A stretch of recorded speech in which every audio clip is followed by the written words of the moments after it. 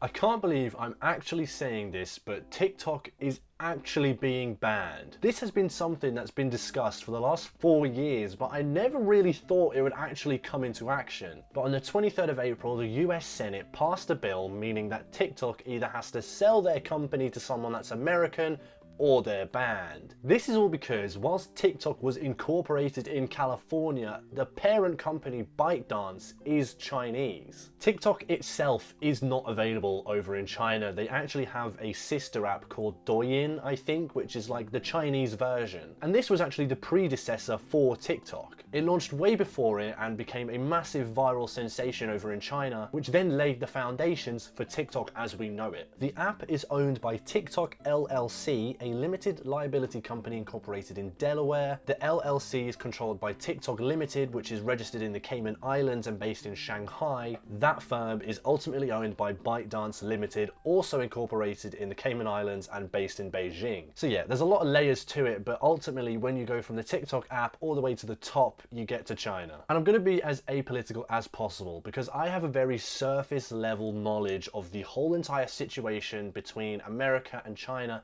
that's been going on for decades now. I'm simply just giving the reasons for why people are in favour of this ban. And I'm not too clued up on how the government system really works over in America. So if somebody with a much larger brain than myself can correct me down in the comments about the things I'm going to say, that would be great. But the way I believe it works in this instance is that you have a bill that you want to pass and you have to send that through the Senate. When it goes to the Senate, you then package that bill with loads and loads and loads of things that people are going to be in favor of. So even if they don't like this little tiny thing, they're in favor of all of these other things, so they're likely to vote it through. Once it then goes through the Senate, the president then has a veto power to either say, nope, I'm not doing that, or sign it and say, yeah, let's go for it. And in this instance, I think it was the exact same day that the president then signed the bill into action. And what also came along with that TikTok ban was like $100 billion worth of support for countries like Ukraine, Israel, and Taiwan. $100 billion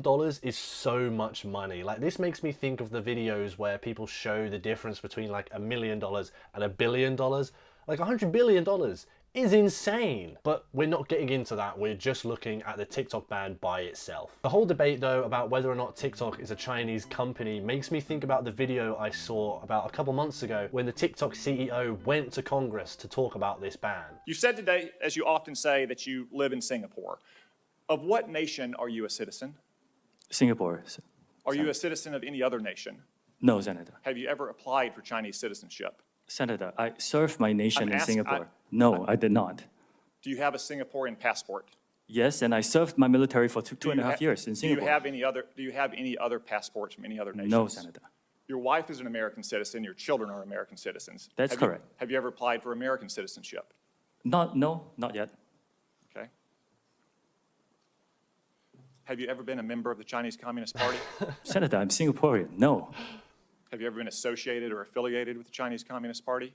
No, Senator. Again, I'm Okay. Singaporean. Like, I do understand they're looking into whether or not the company is Chinese and they're trying to figure it out and everything like this, and they're all scared of China. But it just makes me laugh that he keeps going, are you sure you're not Chinese? Like, I know you're saying you're Singaporean, but are you sure you're not Chinese? TikTok then released their own statement about how they feel about the ban. This unconstitutional law is a TikTok ban, and we will challenge it in court. We believe the facts and the law are clearly on our side, and we will ultimately prevail. The fact is, we have invested billions of dollars to keep US data safe and our platform free from outside influence and manipulation. This ban would devastate 7 million businesses and silence 170 million Americans. As we continue to challenge this unconstitutional ban, we will continue investing and innovating to ensure TikTok remains a space where Americans of all walks of life can safely come to share their experiences, find joy, and be inspired. Now, my problems personally with TikTok are not political in any way of the word. My issue with it is that it has absolutely drained everybody's attention span. And I mean, honestly, this isn't just TikTok itself, this is like general media as a whole. But everything is becoming faster and faster and faster. It's just dopamine hit after dopamine hit after dopamine hit. And I've definitely fallen victim to this myself, because the amount of hours that I've spent just sat there scrolling and scrolling and scrolling,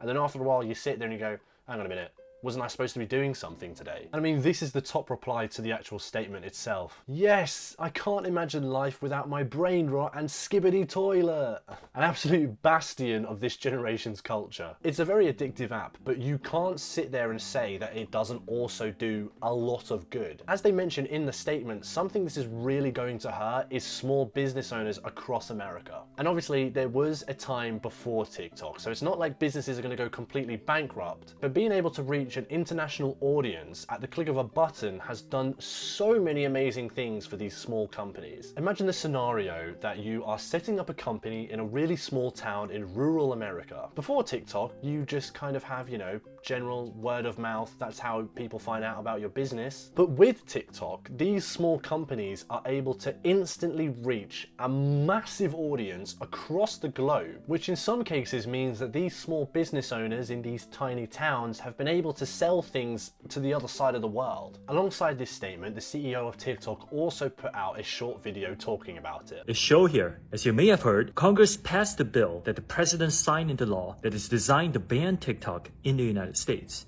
That will take TikTok away from you and 170 million Americans who find community and connection on our platform. Make no mistake, this is a ban on TikTok and a ban on you and your voice. Politicians may say otherwise, but don't get confused. Many who sponsored the bill admit a TikTok ban is the ultimate goal. It's obviously a disappointing moment, but it does not need to be a defining one. It's actually ironic because the freedom of expression on TikTok reflects the same American values that make the United States a beacon of freedom. Yeah, I have seen a lot of short clips and moments where politicians are talking about TikTok and saying that they do want to ban it, so I get what he's saying. But what isn't surprising at all is that people are really upset about this. In the replies to this statement, you've got people saying, first TikTok ban, next VPN restrictions, USA sounds much like some other country they are scared of. I will miss this app, crying emoji, crying emoji. There's also some people that are upset with how the ban was actually pushed through Congress, with what I was talking about earlier, where it gets packaged with loads and loads of other bills. Signing the TikTok ban into law by sliding it into a foreign aid package is the most cowardly thing.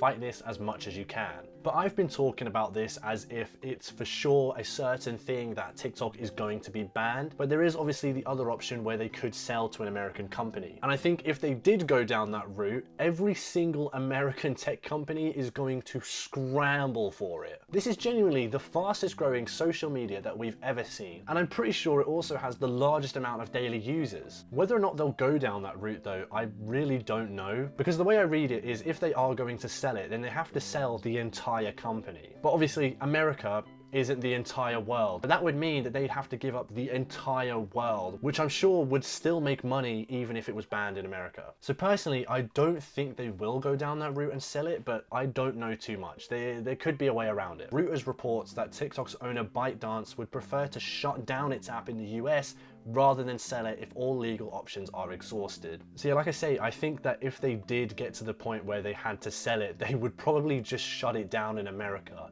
which is really, really sad. But I want to know what you guys think. Do you think that this ban is a good idea, or do you think that it's completely baseless? I'm also interested to hear what people think the actual effects of a TikTok ban in America would be, because as I said, I can think about the small business owners and the fact that people's voices will be taken away from them, but I'm sure there's also going to be loads of effects that we haven't even thought about yet. And thirdly, do you think this will actually happen? Like, will we genuinely see TikTok banned in America, or will they just end up selling it? Anyway, thanks for watching, and if you've made it this far, a nice comment, a like, and a subscribe would do me wonders. But other than that, see ya.